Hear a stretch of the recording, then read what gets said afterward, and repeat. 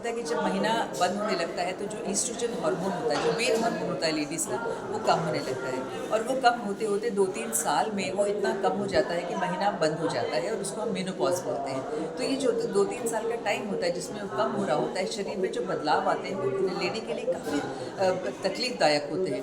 इनमें क्या होता है कि सडनली एकदम बॉडी को गर्मी लगना, एकदम से ठंड लगना, एकदम से डिप्रेशन चला जाना। कई लेडीज़ बिल्कुल डिप्रेशन में चली जाती हैं और उनको इलाज की ज़रूरत पड़ती है। रात को नींद ना आना, रात को एकदम से उठना और एकदम से पसीना बहुत ज़्यादा आ जाना। तो ये सारे मेन बदलाव हैं और ये 2-3 साल तक रहते हैं, ऐसा भी नहीं है कि 2-4 दिन की बात है। तो 2-3 साल तक जब ये रहते हैं तो उस टाइम इनको सही इलाज करना, इनको सही काउंसलिंग करना, इनको बताना कि आपके शरीर में क्या हो रहा है, एक नेचुरल फिनोमेना है, ये बहुत ज़रूरी होता है। इसी के बारे में हमने डिस्कस किया। पर्टिकुलर क्या एज होती है?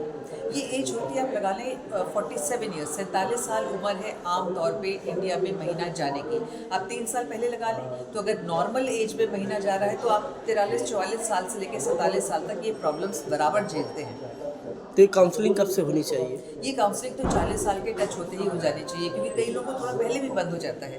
तो अगर आप 40 से शुरू करें काउंसलिंग करना तो जब कोई बदलाव आता है तो लेडी तैयार रहती है कि अच्छा ये बदलाव आने वाला है, इसके बारे में मुझे कैसे डील करना है। अपना पूरा परिचय दे दीजिए। जी, मैं डॉक्टर पुष्पा सेठी हूँ। मैं नेशनल प्रेसिडेंट हूँ इंडियन मेनोपॉज सोसाइटी। ठीक है आपका? मेरा topic pre mature ovarian ageing और फर्टिलिटी प्रिजर्वेशन के ऊपर है कि जब कभी भी समय से पहले मेनोपॉज होने लगता है तो हमें क्या सावधानियाँ करनी है और क्या ट्रीटमेंट करना है।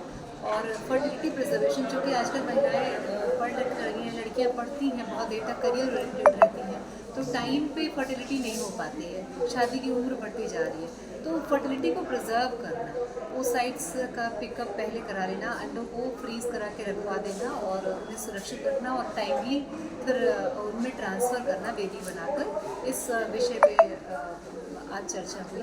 और ये अच्छा रहा और जानकारी के लिए, सभी के लिए, जनरल पर्सन के लिए ये चीज़ है कि जब कभी भी आप करियर ओरिएंटेड हैं और लेट होता है आपकी शादी में या बाद में आप बच्चा चाहते हैं तो फर्टिलिटी अपने एग्स को फ्रीज करा कर रख लीजिए, जिससे जब विथ सर्टन एज, जैसे 35 ईयर्स के बाद, 30 ईयर्स के बाद फर्टिलिटी डिक्लाइन कर जाती है तो आपको आपका बायोलॉजिकल चाइल्ड होने में परेशानी ना हो।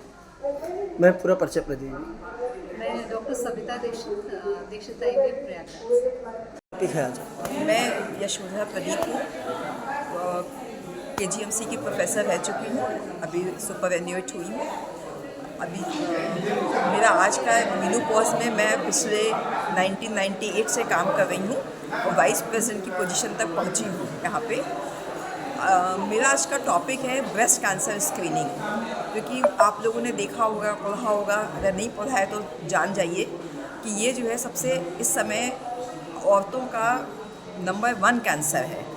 जो सर्वाइकल कैंसर था अब नंबर 2 पे आ गया है, क्योंकि उसके लिए हम लोगों ने बहुत अवेयरनेस की, सरकार ने भी बहुत उसके लिए प्रयत्न किए हैं और सरकार ने जैसे वैक्सीनेशन दे दिया है। लेकिन ब्रेस्ट कैंसर जो इस समय नंबर 1 कैंसर है, हर जगह राइज कर रहा है। 16% of the women is having, अब जो डेटा कहता है कि every 4th women is having a breast problem.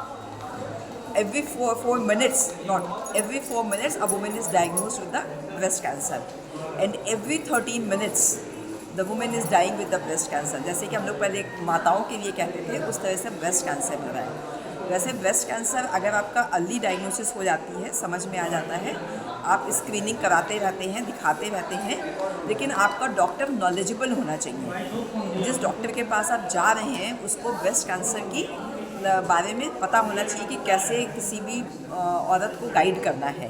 तो यही मेरा आज मेन का उद्देश्य है कि मैं यहाँ पे आए हुए डॉक्टरों को बता पाऊँ कि ब्रेस्ट कैंसर जो है वो नंबर 1 कैंसर है और जो भी औरत आपके पास आती है उसका एक रिस्क असेसमेंट करना बहुत ज़रूरी है और उसको किस स्क्रीनिंग प्रोटोकॉल में रहना है ये भी उसको बताना बहुत ज़रूरी है।